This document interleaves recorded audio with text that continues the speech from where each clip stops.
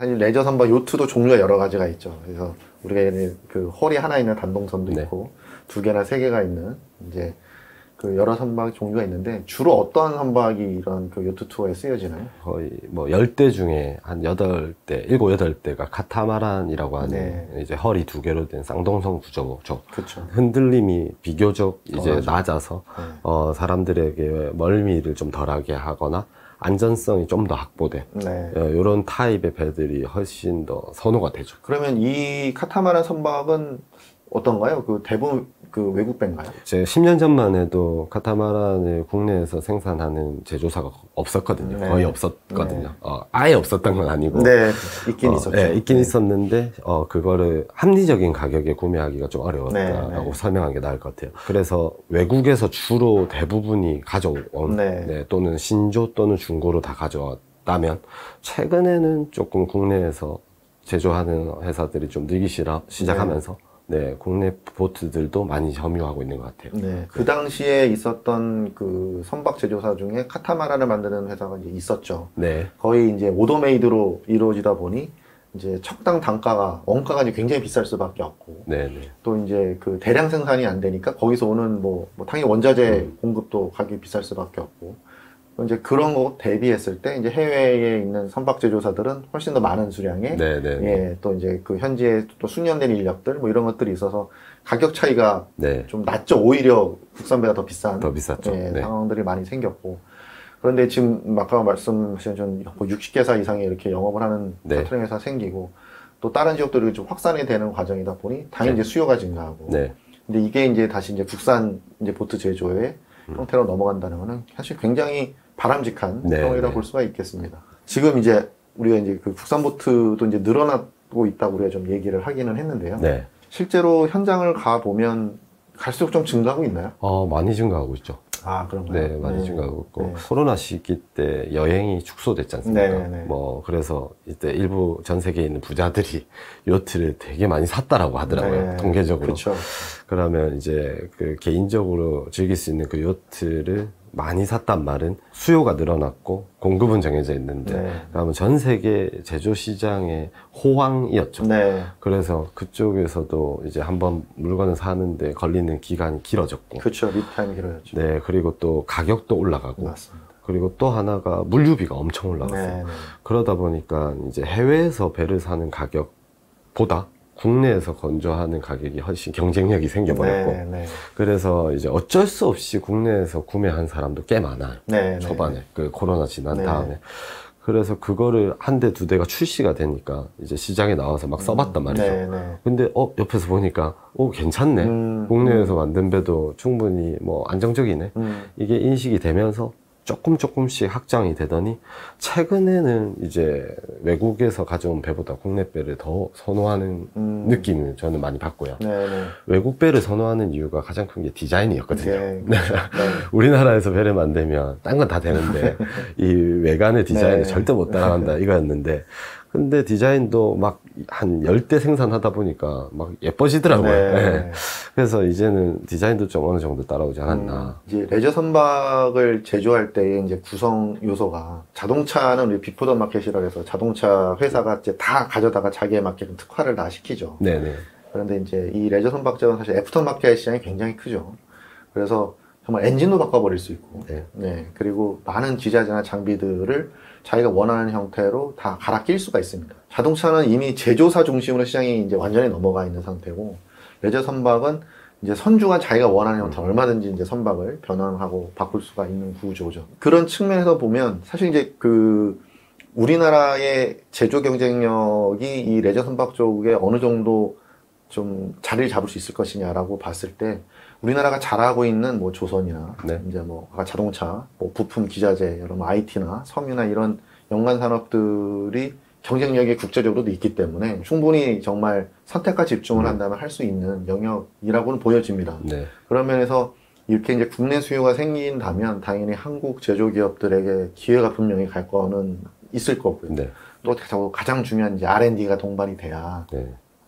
이제 그 기술력 차이를 좀 극복을 할 수 있으니까요. 그런 게 어떤 정말 하나의 어떤 국가의 그 중요한 어떤 R&D 과제 중에 하나로 계속 꾸준히 관리가 된다면 정말 요 시장 하나가 아까 그 해양관광 시장이 하나의 상품으로 자리 잡았듯 해양 레저에서의 어떤 제조 분야도 우리나라의 어떤 수출 경쟁력이 있는 제조 경쟁력 분야로 하나 자리 잡을 수 있지 않을까 하는 좀 기대를 해봅니다. 네. 그다음 이제 보험 얘기를 좀 하고 싶은데 사실 보험 얘기는 여러분들하고 얘기를 하지만 좀 문제가 많이 있죠. 보험은 좀 어떻게 하고 계시나요? 보험 크게 저는 두 가지를 나눠서 좀 얘기를 해야 될 것 같은데 첫 번째는 이제 승객이나 운항사들이 다치는 뭐 우리가 흔히 말하는 대인사고 그 보험과 이제 그 배에 대한 보험인 대물보험 이 두 가지가 있는데 저는 대인보험이라는 측면은 좀 잘 되고 있는 것 같아요. 왜냐하면 이게 사고가 이 사업을 시작했을 때 사고율에 대한 보험료율을 되게 정하기 어려웠다라고 하더라고요. 보험사에서. 기준이. 네, 다행히도 마리나 선박 대업이라는 그 하나의 이제 사업에서는 인명사고 중에 뭐 사망사고는 한 번도 나지 않았거든요. 그래서 뭐 특히 또 부상사고도 또 중대 부상 이런 건 없었어요. 그래서 보험료율이 계속 내려가면서 대인보험 뭐 최대 1억 5천만 원까지 배상되는 배상책임보험은 안정적으로 계속 유지될 거고 잘 제도적으로 안착이 잘 된 것 같아요. 근데 다만 이제 배에 대한 대물보험이죠. 그렇죠. 네, 배는 이제 대물보험에 자차 보험이 없으니까 그걸 하려면 해외에 있는 보험사에 가져와야 돼요. 네, 거의 1년에 뭐 몇 천만 원씩 돈을 내야지 되니까 거의 가입하는 사람이 없죠. 네, 그러다 보니까 보험의 대물보험 쪽의 문제는 좀 있다. 그게 조금 국내 보험사에서 좀 만들어서 좀 되면 훨씬 더 사람들이 쉽게 배를 타는데 도움이 되지 않을까라는 생각은 좀 있는 것 같습니다. 그러니까 이제 보험의 형태도 사실 조금 다르죠. 그러니까 개인차처럼 내가 내 개인 보트를 갖고 있을 때 드는 보험이 있고, 이제 영업용 사업자로서 드는 보험이 있는데. 우리나라는 그 대인에 대해서는 거의 책임보험처럼 의무화해놓고 강제가 됐기 때문에 그거는 이제 의무적으로 가입을 해야 하죠. 문제는 이제 종합보험에 해당하는 아까 자차나 이런 것처럼 대물에 해당하는 부분이 있고요. 그거는 이제 뭐 영업용이든 개인용이든 다 똑같이 지금 문제가 되고 있는 거죠. 그 대인 문제처럼 좀 데이터가 쌓이고 이런 부분들을 좀 숫자화해서 들여다본다면 상품화의 가치가 충분히 있지 않나. 이렇게 레저 선박이 매년 빠르게 늘어나고 있고 또 이렇게 영업을 하시는 업체들도 이렇게 늘어나고 있다면 이게 좀 그 상품화가 좀 돼서 이 자산이 좀 보호받을 수 있어야 되지 않나 이런 생각이 좀 들고요. 그리고 지금 승선체험이나 이제 그 차터링, 이제 배를 빌려줘 하는 부분들에 대해서 지금 업을 하고 계시고, 사실 이제 해외는 이게 많죠. 렌탈이나 공유보트 차터링 하는 게 굉장히 많고 이게 활발한데 우리나라 좀 될까요? 결론부터 말씀드리면 무조건 된다라고 봅니다. 무조건 되는데 시간이 얼마나 걸릴지, 얼마나 단축될지 이게 이제 관건이다. 제가 이탈리아를 갔을 때 자동차 면허증을 딱 주니까 한 4m에서 5m짜리 이제 보트를 한 3시간 동안 빌릴 수 있더라고요. 그래서 뭐 섬에 가가지고 뭐 스노클링도 하고 막 이렇게 놀았던 기억이 있거든요. 제가 조종 면허가 있는지 없는지 확인도 안 하고 배를 탈 수 있는 사람인지 확인도 안 했는데도 배를 누구나에게 쉽게 빌려주는 모습에, 그리고 그렇게 놀았을 때 그 만족감이 되게 좋았거든요.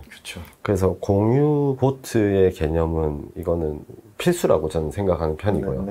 근데 이제 전제는 그게 좀 현실화 되려면 아까 좀 전에 우리가 얘기했던 이제 보험도 좀 연결이 돼야 될 것 같고. 우리나라에서 이런 레저보트가 활성화되기 시작한 게 사실은 뭐 아주 오래된 기한이 아니죠. 불과 뭐 10년 전과 비교를 해도 10년 전에도 만척이 안 됐으니까요. 그래서 지금 이제 레저 선박이 늘어나고 있다는 부분은 고무적이지만 그 레저 선박을 다룰 수 있는 기회를 많이 경험을 못했기 때문에 해외와 같이 그러니까 이제 자격증이 가져가야 할 순기능도 분명히 있죠. 어찌됐건 배를 한번 몰아도 보고 또 어떤 그 원리도 좀 알고 하면서 그 위험하지 않게 안전하게 배를 관리할 수 있는 면은 있지만 그럼에도 이제 그게 약간 규제처럼 또 가서는 안 되는 면이 좀 있죠. 시장의 발전에. 그래서 근데 이게 또 동반 성장을 하려면 레저 선박을 관리하는 회사나 그거를 빌려주는 또 그런 회사들이 아까 보험이나 금융상품으로 보호를 좀 받아야 하고 또 이게 종사하는 분들이나 그 배를 모는 사람들이 이제 충분한 또 아까 역량이나 학습이 좀 된 상태여야 하고 또 거기는 인프라들도 좀 이제 안전하게 선박을 이접원할 수 있는 또 인프라야 하고 이런 것들이 좀 종합적으로 이루어졌을 때 분명히 이제 이 공유 보트나 이제 이런 렌탈 보트의 시장이 커질 거는 맞는데 어찌됐건 필요는 하다. 네. 그죠? 예, 그리고 그 시장으로는 나아갈 것이다라고는 이제 보여지는 면은 있습니다. 네. 자, 그럼 이제 오늘 마지막 질문인데요. 이제 10년을 우리가 달려왔잖아요. 네. 또 이제 특히 또 개척을 했던 분야가 많으셨던 입장에서 앞으로의 또 우리나라의 해양 레저 10년은 또 어떻게 좀 예상을 하시나요? 외국이 제일 인기 있는 게 막 요트 관련된 여행 중에 요트 위크라고 네네. 뭐 요트를 일주일 동안 빌려가지고 지역을 돌아다니면서 맞습니다. 요트에서 자고 먹고 놀고 하는 게 있는데 우리나라 남해안에도 그런 상품이 이제 생기지 않을까. 네. 뭐 남해안 요트 위크에서 뭐 그런 것도 생길 것 같고. 그래서 뭐 여러 가지 측면으로 뭐 성장을 할 것 같습니다. 그래서 그래 되면 뭐 회사도 많이 생길 거고 네. 저희 같은 사업체도 많이 생길 거고 그 다음에 또 거기에 따른 종사자도 많이 늘어날 거고 네. 그다음에 이 산업 자체가 그 카테고리화가 되고 이 카테고리가 좀 많이 커지지 않을까. 뭐 이런 전망 좀 하는 편인 것 같습니다. 네, 우리나라의 그 자연 환경이 이런 해양 레저에게 굉장히 좋죠. 네, 그래서 해양 레저를 발전할 수 있는 여러 여건이 돼 있는 건 분명하나 이제 여러 이제 아까 그 제도나 법률이나 또 아까 금융 같은 상품이나 그런 측면들에 있어서 또 인프라나 그런 부분들이 제반적으로 갖추어졌을 때 이게 정말 제대로 어떤 사고 없이 이제 발전을 할 수 있는 것은 또 역시 그것도 분명해 보입니다. 우리나라가 소득이 성장하고 발전을 할수록 관광 상품도 역시 발전을 했고 우리가 관광에 많은 시간과 비용을 지불하고 있습니다. 하지만 이 관광도 역시 육상 관광에서 이제 해상 관광으로 조금씩 변모하고 있고 해상 관광의 상품이 늘어나고 있죠. 우리나라의 해양 관광 상품이 다변화되고 좋아질 때 분명 우리나라의 국민들도 역시 그곳에서 힐링을 얻고 또다시 현업에 복귀를 해서 열심히 또 일을 할 수 있을 것입니다.